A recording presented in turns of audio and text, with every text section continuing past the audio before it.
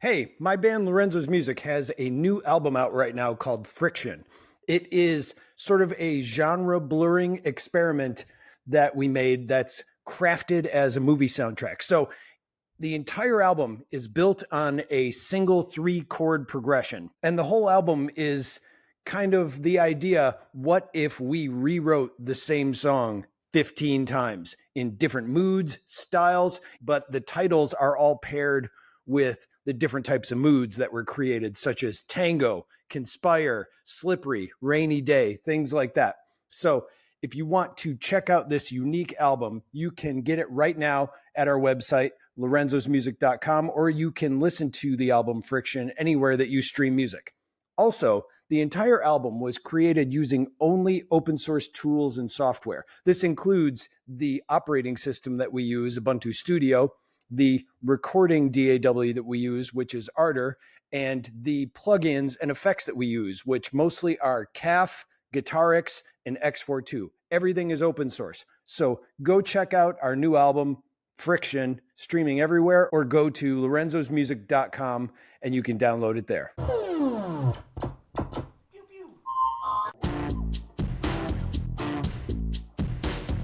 Hi, and welcome to another episode of the Lorenzo's Music Podcast. I am Tom Ray, and this is a show where I talk with musicians as well as people that build things for musicians. And today, this is one of those cases. I am here to talk to someone today who is building, well, they're going to tell me what they're building today. So why don't you tell us your name and what it is you do? Hey, I'm Ben Pate, and I am building Bandwagon, which is an open source software for musicians to post their music online. And first of all, tell me about how the platform works. Essentially, I joined it. I heard about it through some other musicians. They had been posting about it on Mastodon. And I was like, well, let me go check this out. I went and looked. And then I reached out to you right afterwards. But I mean, I checked it out and used it a little bit. But I feel like I've only personally scratched the surface of it. So first of all, just give us an overall generalization of what Bandwagon is. Well, there's a bunch of layers to it. I think the primary thing is that there's a lot of services out there that let you post your music online and have albums and your band profile and everything else. Mm-hmm. And some of those are a lot further along than Bandwagon is, obviously. The big thing that sets Bandwagon apart is what you saw on Mastodon, is that it connects to the Fediverse. And the Fediverse is this open network of Mastodon, a bunch of other apps where, you post something there and everyone can follow you. It's kind of like a distributed Twitter or Facebook without all the ads. Right. And actually, that leads me to another thing. When did this come about? How long have you been working on Bandwagon? Because like I said, I only just heard about it. So is this recent? And was I just not aware of it? How long has it been going on? Well, so I think it's not as simple a story as I'd like to tell. I usually, like when we're talking about Bandwagon, it's a pretty simple thing. Bandwagon started about a year ago at a Fediverse conference where someone came up and said, hey, we wanted an open distributed alternative to those big music platforms that are out there. So I showed up to that conference because I was trying to pitch this platform I've been making. So Bandwagon is like this thin shell sitting on top of a much larger platform that is this toolkit for making social apps. And I really wanted a good use case. And so it kind of worked out, Bandwagon became the first use case for this larger platform called Emissary. Okay. Yeah, that's actually really handy that you have something to use as kind of like a actual user service playground for what you're building. First of all, what was the federated conference that you went to? I'm curious what that was. Well, it's called Fediforum, and they do them every 6 months. And I didn't come here to plug Fediforum, but I think the next one is like in a week or so. So yeah, if anyone is interested in what's going on in the Fediverse, mostly developers, but also users and sysadmins. It's this really cool open conference. It's all online. And so you should go. I'll be there. Okay. All right. Where is it? Is it specific? Oh, first of all, where are you located? Is it in your particular neck of the woods? Oh no, I'm in Denver, but Fediform is an online conference. Oh, it So is an anywho, online yeah, conference. Okay, good. Because while I love going to conferences, and especially when they ask me to go there and I get to go and stay at the places, man, it's a hassle. It's, it's a yeah. lot of them are in Europe, especially when it comes to like open source or even Linux based ones. They happen in Europe, which again, totally happy to go, but it's quite the trek. So, And a lot of Fediverse people are or a lot of Fediverse people are in Europe as well. So yeah, a right. lot of the stuff I'd like to participate in, it's all, Central European time. Yeah, I'm really happy that it came about again, and I hate the fact that the reason it got popular again is because of horrible things happening on other platforms that I don't want to go into. But that is the point. Is eventually it became these platforms are owned, are they can do what they want with them, and Mm-hmm. people started realizing that, and then all of a sudden everybody was like, "Hey, what about this Mastodon thing?" Or different services like that. And my background is I've always really liked open source, Creative Commons. I've been doing that since Creative Commons started, really, like in 2005. And I don't know how far back you go to Fediverse type of things, but I was around when Identica started and I loved that platform. That was one of my favorite things. And then it kind of changed and went away and he moved on and that sort of stuff. So how long have you been interested in Fediverse type things, first of all? Fediverse type things for a while. Yeah. The Fediverse specifically, I'm going to say 3 or 4 years, and someone's going to go and look at, when I signed up on Mastodon and tell me I'm lying, but somewhere around then. I think I knew about it when it was coming around like 2019, Mm-hmm. but didn't really do much with it, didn't really pay attention to it. Same. I had other stuff I was doing, and then, oh, this is where we got to go now. So, it kind of lined up because my tech projects, I'd been building this sort of configurable content manager. I wanted to be able to build apps on top of it, Mm-hmm. and it was going to have a lot of different protocols that it would support. And then ActivityPub kind of became the primary one. So I've really invested heavily in ActivityPub at this point. Mm-hmm. But the idea was to kind of bridge all those things. Like, if you could imagine something that would just speak every language, wouldn't that be cool? Yeah. Yeah, exactly. And I'm assuming when you were talking before, and I think you said it, you were talking about the social thing that you were building Bandwagon on is Emissary, correct? Mm-hmm. Yes. So you built Emissary. I was looking at Emissary a little bit. I know very little about it, but I saw kind of the homepage sort of explanation of it. Tell me why you started Emissary. Well, I wanted to impress people with my amazing graphic design skills. No. That's why we all do this stuff. Well, it was that. It was, people started leaving the big corporate platforms for lots of reasons. Mm-hmm. I'll use a potty word and say enshittification Oh, yeah. was, you see them all starting to degrade in one way or the other. And I think that the only defense against that is an open platform that kind of no one owns, that anyone can have their own little piece of it and potentially switch or upgrade if that one piece starts to go bad. Mm-hmm. And so Emissary was my take on that, wanting to make something that would be as easy to sign up with as Facebook, but as open as WordPress, without the drawbacks of each one of those systems. So Yeah. I tried to kind of thread the needle in terms of something that'd be easy to use, but powerful and configurable with the right kind of guardrails that would make it consumer friendly. Mm-hmm. It reminds me kind of too when you're talking about this, and I'm forgetting the name of it now. It's got a fairly simple name, but it was that one platform that got like way over budgeted for their Kickstarter, and they were building a social platform, and it's still around and it's still open source, but the whole concept was kind of circles of friends, and it's kind of what Google stole for Google Plus. Do you know what I platform I'm talking about? I don't, but it kind of reminds me of, there was an XKCD comic where, you know, people are looking at, there's too many there's too many standards. We need one standard that's going to incorporate all of them. You know, we need to go fix email. Like the number of people who've wanted to go out and fix email or make the one unifying thing. It's like we all do that. Right. So I'm not surprised that there's 100 places that have tried to fix email one way or the other. Well, and even the sense too that it's like RSS feeds. We're like, we're not going to spend any more time working on these RSS feeds because that's just people just post it to social networks anyway, and you can follow that. And now everybody's like, hey, remember how great it was when we could just kind of have our own feed of stuff that we watched and didn't have to rely on other people. RSS feeds making the comeback. So, and I know that's built into a lot of it. Yeah, it's about power and control, and who do you give that power over to?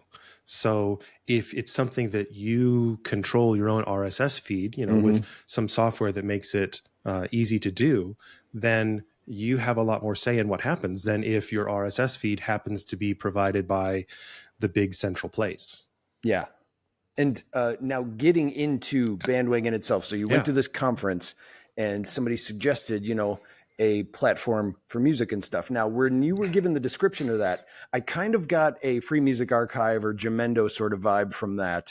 Is that, how would you describe what the platform itself is? Because it could be a streaming platform. It's got posts, so it could also be a membership platform, or is it really band websites? Like what would the overall, like Bandzoogle is, which I hate Bandzoogle, but it provides a purpose. So how would you describe it? Do you want a helpful answer or a pithy one? Either or. Which one? If people were to go, well, what is Bandwagon aside from a very clever name? Yeah. So the fun part is, I saw this one other project that's out there doing something similar to us. They've got all the organization, but they haven't released any tech. And it seems like it's sort of a great plan with no technology. And so that's how I describe Bandwagon, is it's a great technology with no plan. Okay. Because what I like to do is to just put something together, like the minimum viable product. That's, that idea has gotten overused, but just put together something that almost works and put it out there and then let people react to it and then frantically bang on the keyboard to fix whatever they want next. So right now, Bandwagon is really just listening to the people who are on it, who say, we want this. Well, guess what? Now you get it. Okay. Well, what about this? Well, that's going to take a little bit. It's waiting on this other thing, but we're building out a roadmap just based on what the musicians using Bandwagon want to have. Okay. I think to give an actual answer for you, it's more like, it's kind of a band website. It's maybe like a band starter website. I know that like a band with a budget is going to put together their own custom thing. I went out and toured all kinds of different sites and apps to try to figure out what would be this initial minimum product that we could put together. And so it's got a little bit of Apple Music. It's got a little bit of SoundCloud. It's got a little bit of Bandcamp. It's got a little bit of, all those things. And then other things that bands have said they wanted get built into it as well. Okay. And see, the reason that I worded it when I asked like I did is because I wanted to say exactly what you said as the way I interpreted it.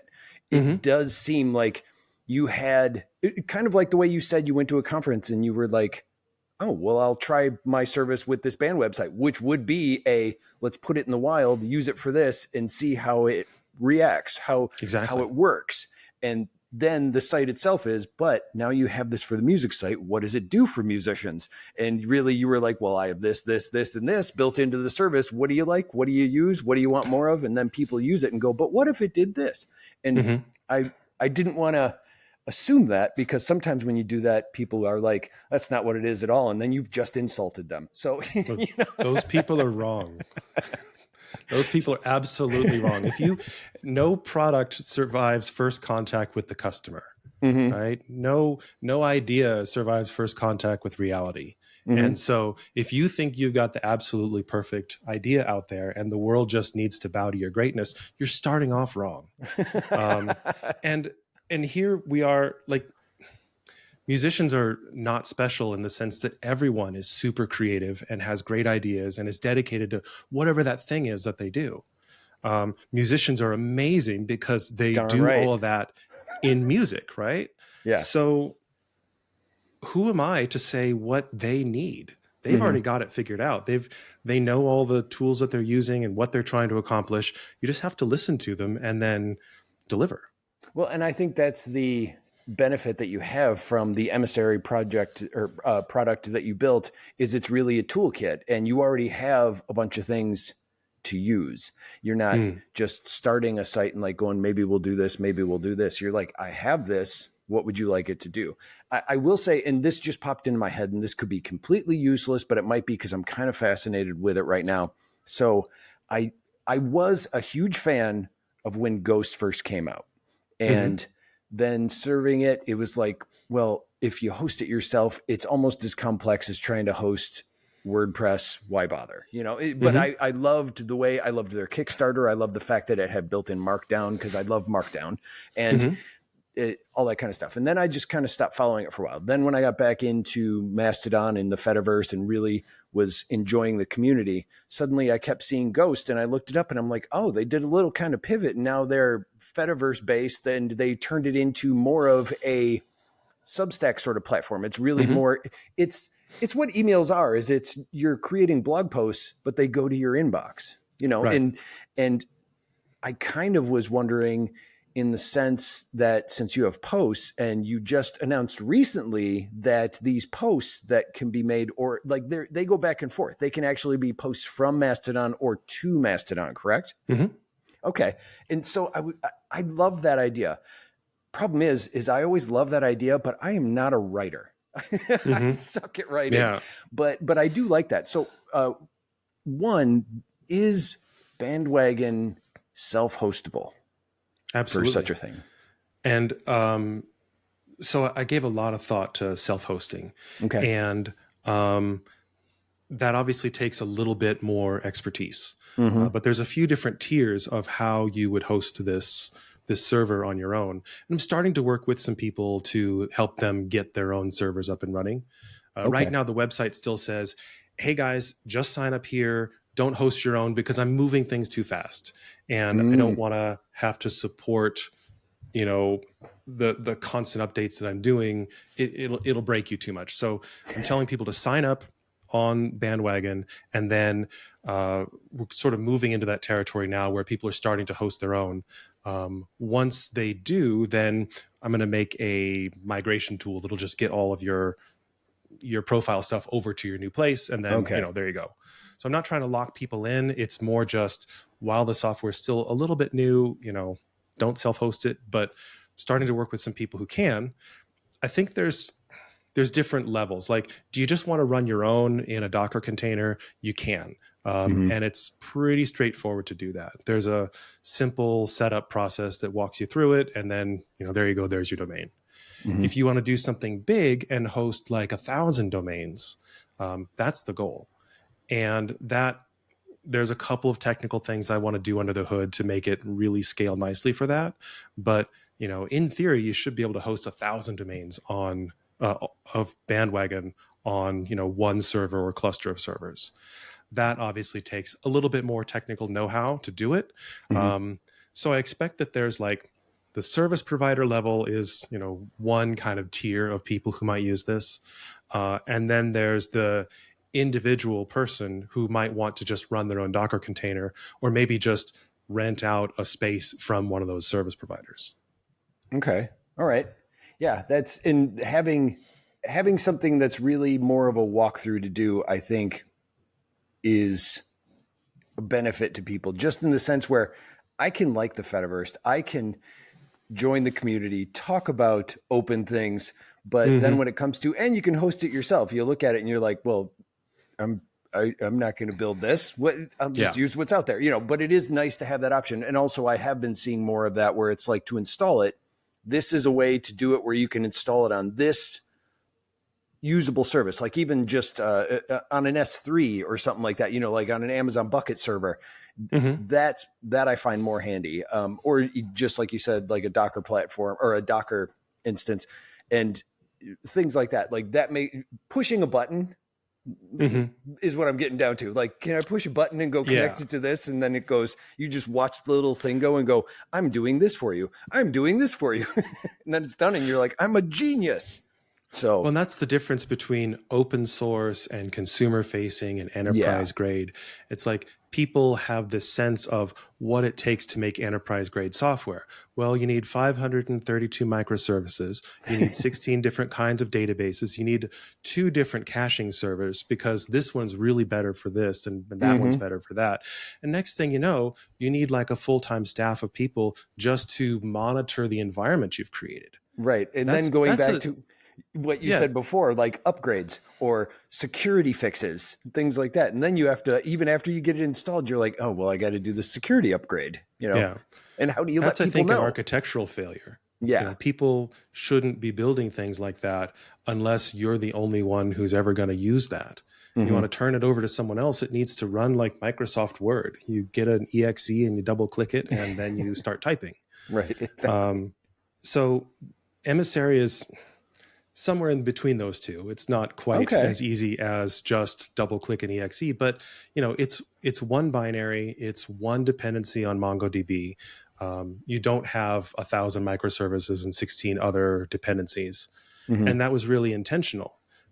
So it does hold back development sometimes because, I've got MongoDB and I really don't want to install Redis.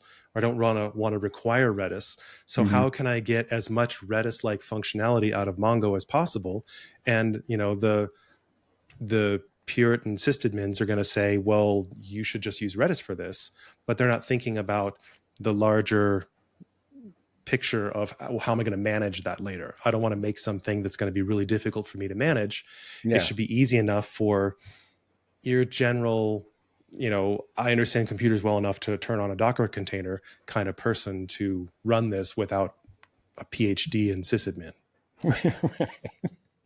Now, you had also mentioned before you were talking about the different tiers. Now, actually, that is something you have been posting about recently for people who want to use the service. There is a free version. It is free right now currently, but you are this year working on different paid subscription tiers for different services. So could you tell me, one, what those are going to be, and two, the struggle, I guess, coming up to this decision? Yeah. So before we were talking about tiers, I was thinking about like classes of users, like, domain owners versus website owners versus users and stuff. But you're bringing up another good point about pricing tiers specifically on Bandwagon. So I've laid out the idea. It looks like you've done a lot of homework. That's great. I told you, I've been messing around with it. Cool. Yeah. Well, I want those bug reports. Like send me bug reports. Oh, we're going to get to that question in a second too, because your process and your documentation and everything, I'm very impressed with. So we'll get there, but I want to learn about these tiers first. Okay. So pricing is, I don't mean to be coy about it, but I don't have it figured out. And I've tried to be as open with everyone as possible about what is pricing going to mean. I do plan to have some sort of paid version.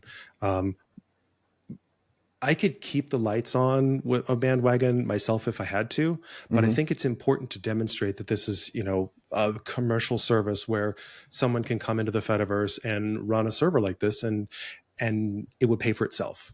I think that the Fediverse as it is run too much by volunteers and the goodness of their heart, which is awesome. But I think that's going to limit the growth of the Fediverse and the growth. Like if you can't have a career here, well, this can only be your side hustle. And I don't think that's a good way for this whole community to run. So Bandwagon will be paid, but I don't know exactly what or how much or what the tiers will be. I've thrown around a few different ideas. I've run several different polls with people on Mastodon and other places like, hey, should I do this or should I do this?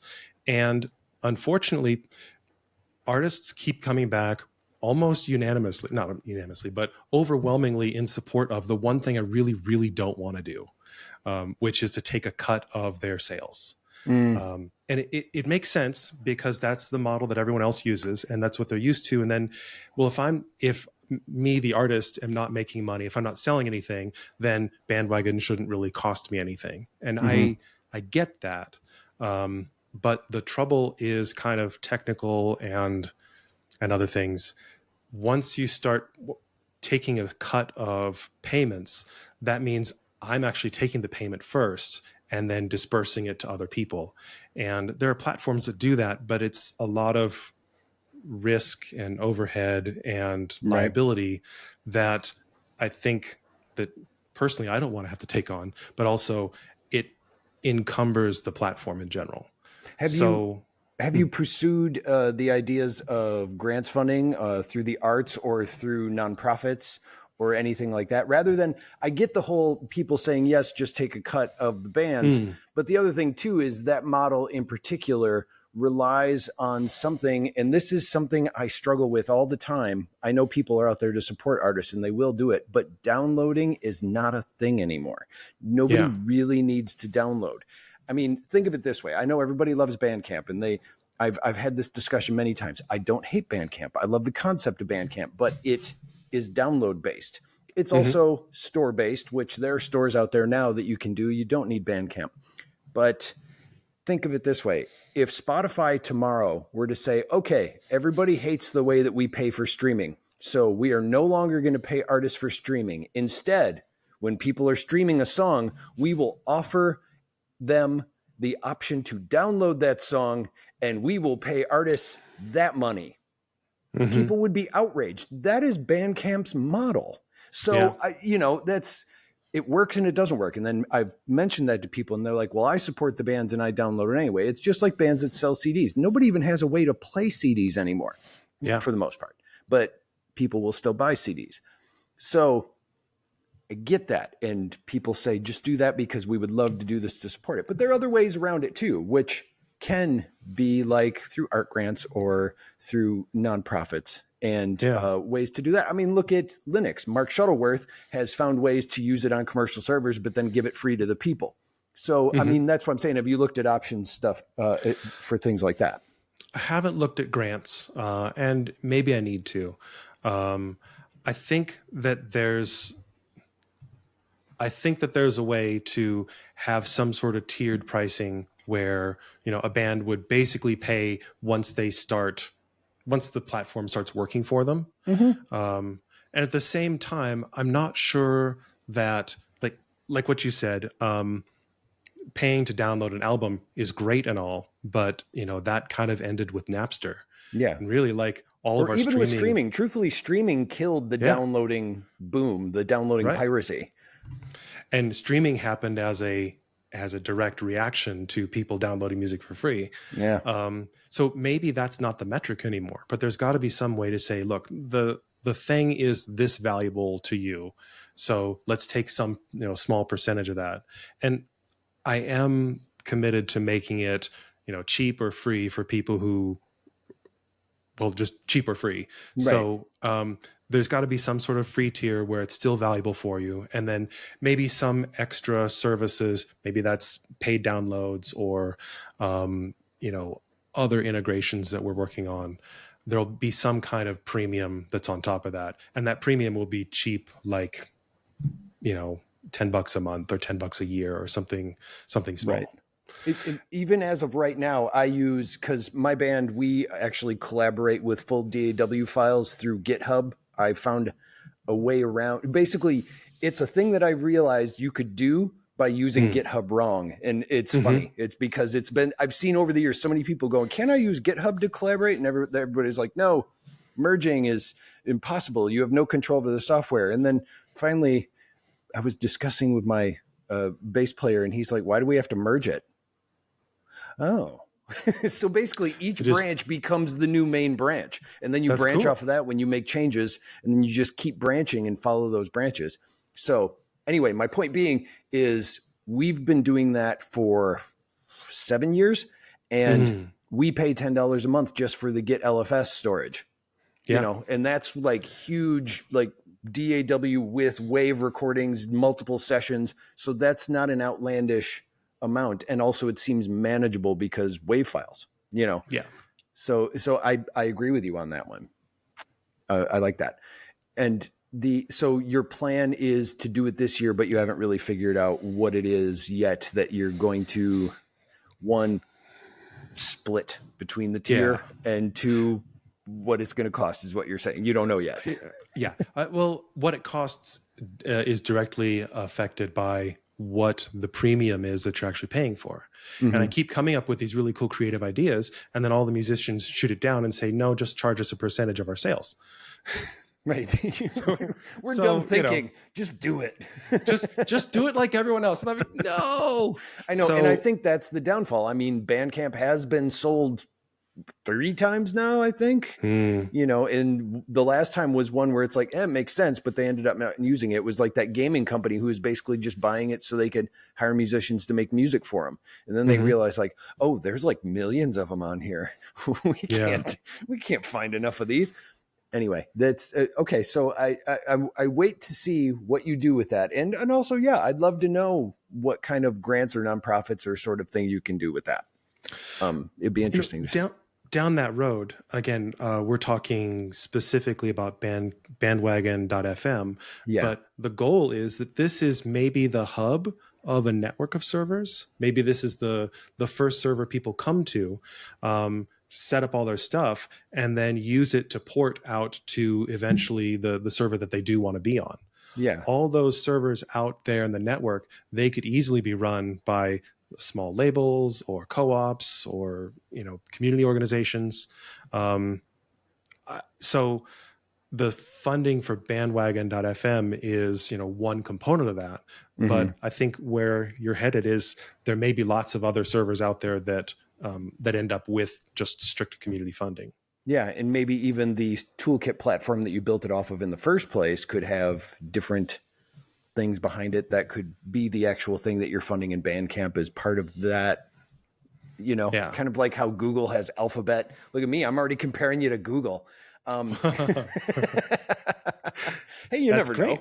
know. You know, we'll set the expectations now. And you did do the search engine thing today. Or yesterday, you just did that. So you've got, actually, let's jump into that for a second. I was going to ask you a different thing, but I want to learn about that. So you just talked about recently where there is a search function that you built into Bandwagon specifically, or is I assume it's probably Emissary specific. It's in Emissary. Bandwagon is just some JSON and HTML files. Okay. Anything real is happening under the hood in Emissary, but the focus is on Bandwagon right now. And so that's how I propose it.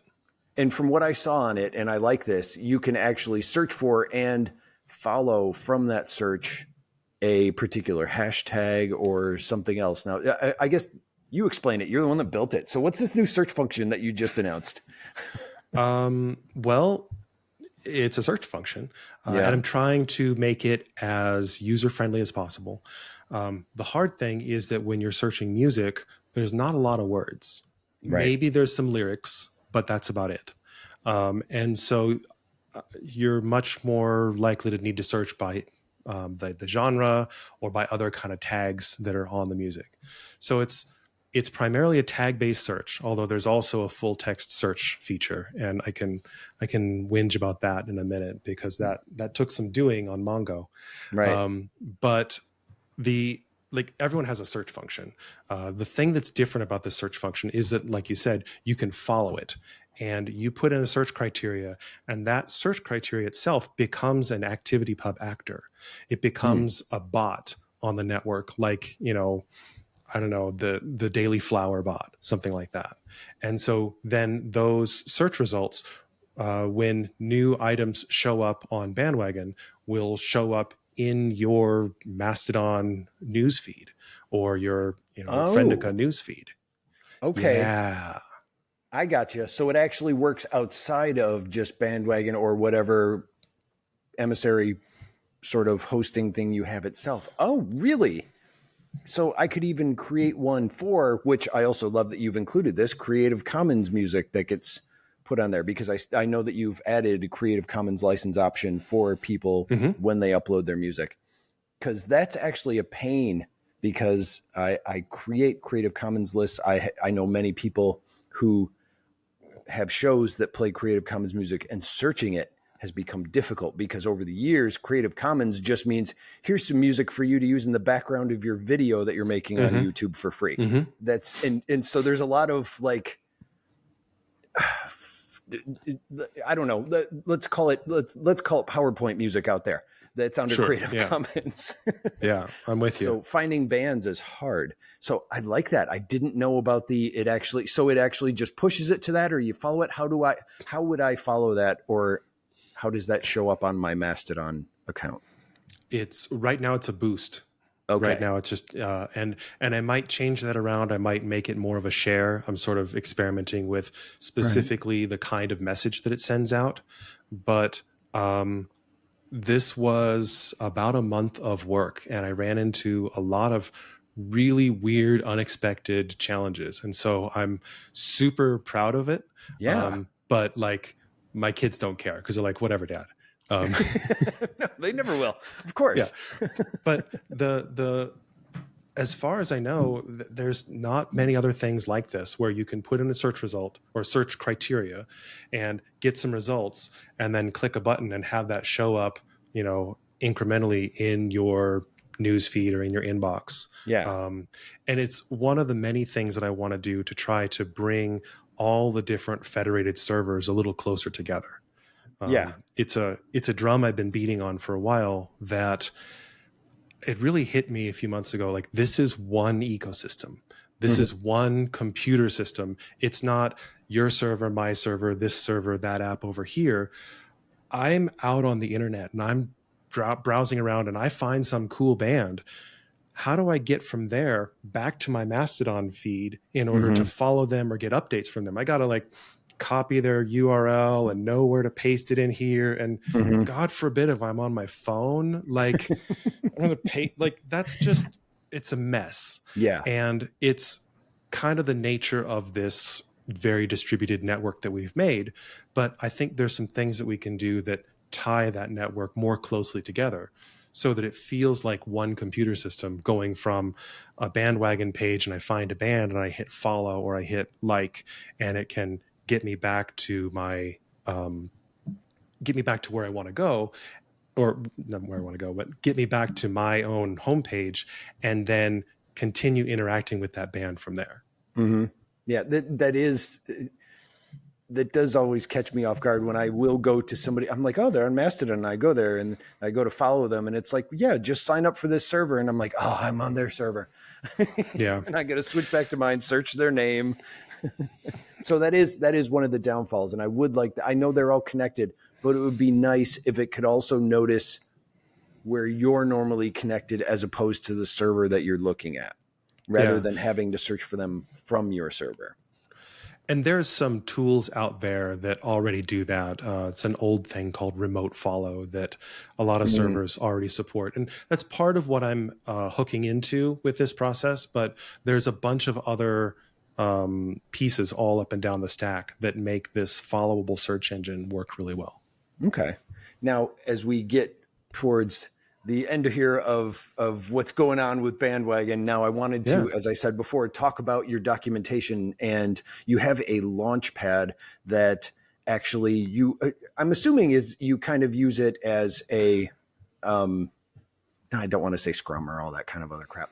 Basically you dump some ideas in there, and sometimes you have requests that you put in there and you follow them along. As to the left side is here's a thought, maybe. The GitHub Kanban. Yeah, exactly. And you've got things in there that you've been posting, and I like looking at that to see some of the things that you're working on. Or even right now you have one where it's use a video player as an audio player, of course. And then it's but while it's easy for the user, it's ridiculous to manage, and I like looking at the different comments that you have in there. But it is really fascinating to see the things that you're trying out and the things that you're spitballing. So tell me about the documentation and how many of that is you just brainstorming, and how many are suggestions from people that you keep track of over there? I'd say that the lower that the number of the issue is, the more likely it is that it was something I came up with. Okay. The more recent ones, the higher number ones, are much more likely to be directly from people. And that particular one with video players, that was someone submitted a bug report. And so it wasn't initially as a video player, but yeah, you get my kind of snarky, cheesy little comments in there. It's how I stay alive. Don't look at the comments in the source code. But they said, hey, when someone shares from this other platform, the music actually plays. And when I share from Bandwagon, I just get a picture. Why is that? Mm-hmm. And so, yeah, I spent a little bit of time and figured out what they were doing. And then that ticket that they said, like, why doesn't it work, became something a little more actionable to me, is, implement this video player. And then it kind of goes in the very, very rough calendar. And I love that Kanban structure because it helps me to plan and see what's going on. But every time I've done this, I'll organize it in months, and I got to like March 5th or 6th and said, okay, I have to give up on the February column because February has come and gone. Mm-hmm. So you're always kind of like aspiring to get something done by a particular date, but then as other things come up in front of what you're doing, everything kind of pushes back a little bit. Mm-hmm. At least gives people a good sense of where we are and what's happening. Now, are you the sole developer on this project? At this point, yeah. Okay. But that's not how I want it to be. Right. You kind of have to put something together, put it out there, and then get people's ideas and feedback. And along with that, you start to collect a few other developers who want this feature for their app or that feature for something else. So there's a few people sort of on the fringes who are contributing in some other ways, but I'm really the sole developer right now. Okay. And the reason I asked that is because when you're talking about the tracking of those issues and ideas and bugs and all that kind of stuff, managing a board like that as a developer and the one using it, yeah, it's tough. Like, that's, as much as I hate project managers, it's like, yeah, that's what they're there for. So you can argue with them about what should be where instead of managing it. And then you walk away, storm off in a huff, and then they tell you that we're going to do it this way anyway, but they still manage it. I mean, standing there and deciding what goes where and moving things around, that's just, yeah, that's tough. I've even tried just managing my personal tasks. It's like, nope, I'm just going to put it all in a big spreadsheet and dump it and maybe add some dates to it. That's it. And that also means if you're the sole developer, you're also when bug reports come in, you also have to be tech support or just support in general. When they go, why doesn't this work? And you have to actually be nice and cordial and ask them to elaborate if that you need them to. Like, that's also tough. But I have noticed that a lot of the solo developers and people that I've talked to, man, I look at some of their comments and I'm like, that is beautiful the way that they just responded to that. Like, that was lovely. So tell me about the time and effort you have to put into that. Did you have to adjust? Well, I've done this kind of thing in the past a couple times. So not my first time being a solo developer, but it's actually a lot of fun because you have a really clear and wide path directly to the people that you're affecting. And so the project ends up becoming very meaningful to me because when I release a feature, I know the person who needed that feature and I can see the result for them. That's a good point. Like developers, I think we have earned this stereotype of, really bad social skills and we're always cranky and everything else. But yeah, if you can get over that hump and see the humans that are benefiting from what you do, it becomes a lot easier. And it's really fun to take something from brainstorming idea to kicking something around with someone to making a prototype, and then they give you some feedback and then you launch it and it's live.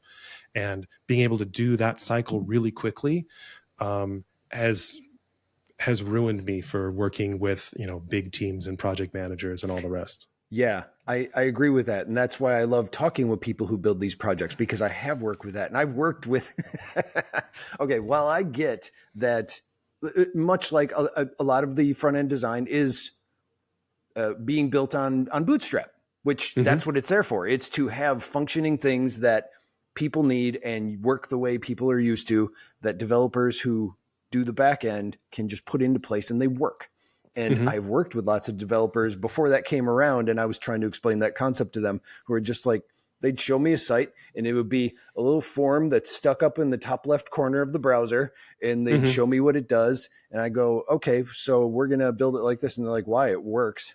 And that was their response. Like, it works. Yeah, but nobody will be able to see it over there. Sure they can. It's right there. And I have worked with people like that, but that's corporations. That's because they're like, I get paid either way. I don't care, take it or leave it. And that is a tough thing. And that's why this is refreshing to talk to people who build it out in the wild and are building it because they want to. And I love that response that you, basically that's a long way of saying I love that response you gave. Thank you. And that's really nice. And I have found that more talking with the developers that do this type of stuff. And you get into design in ways that, a big team wouldn't really push you. A big team, you've got a designer who says, here's what it has to be, go match these pixels, and then you go off and you do it. And it's really fun to be a little bit more creative with it. And I mean, I have my own design sense. It's not perfect, but it's consistent.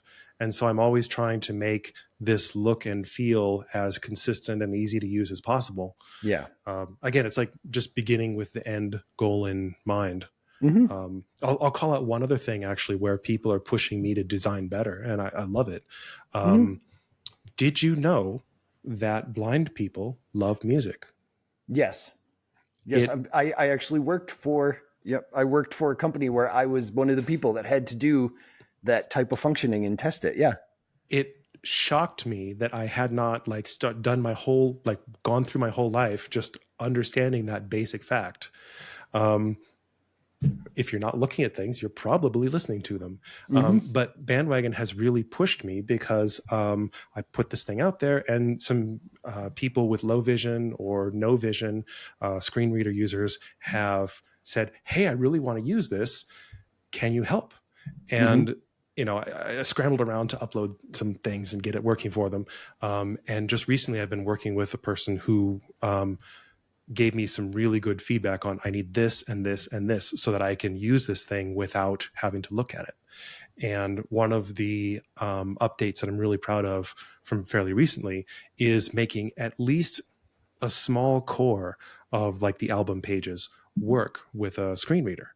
And it took a bunch of extra work that I probably would not have been able to do on my own, but getting pushed by users to do better is what brought this particular feature out. Nice. That's amazing. Yeah. Screen readers are, having worked with them, they're kind of fun. Like when you're just testing them out, it's the weirdest thing, and it's interesting to work with, but also realizing like sometimes there's also something as too much description, because sometimes you're like, oh my God, just get past this part and go to the next option. So yeah, there are things you got to think of like that, like much like alt tag descriptions. It doesn't need to be a paragraph of alt tag, although you can't actually put that much alt tag into it. But still, yeah, that's really awesome that came about, and it is true. Yeah, it is something that should be thought of from the get-go. Having worked with a company that deals with deaf and blind people and building for both of those, so I like that. That's a great story. And how long did it take you to create that functionality to the way you wanted? I'd built the base of it to be reasonably good. I use the basic standards, but you can't just do that and fire and forget it. So it took another day or two to really get the other pieces right. And there's plenty more to go. Like the search engine, I have not tried to go through the search engine yet with a screen reader, and that's on the list to do. But at least being able to get in and play an album and understand what's going on there, it's been a good introduction for me. So I think it's just coming around that idea of, I think I'm an okay designer, and you have to put a good design forward when, you're making something that's for regular people and not for enterprise users. Yeah. But the most important part of that is just listening to the feedback of the people who are using it.